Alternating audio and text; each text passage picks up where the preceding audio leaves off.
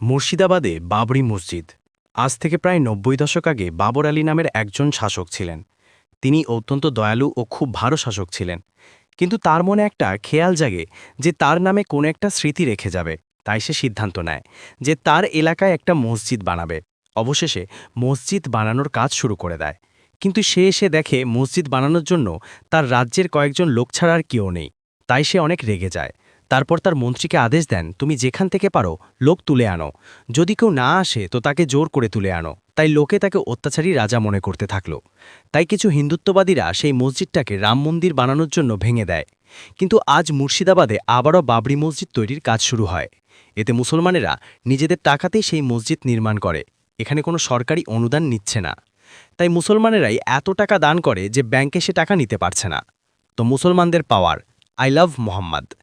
তো বন্ধুরা, ভিডিওটি ভালো লাগলে অবশ্যই চ্যানেলটিতে লাইক ও সাবস্ক্রাইব করে যাও। ধন্যবাদ সবাইকে।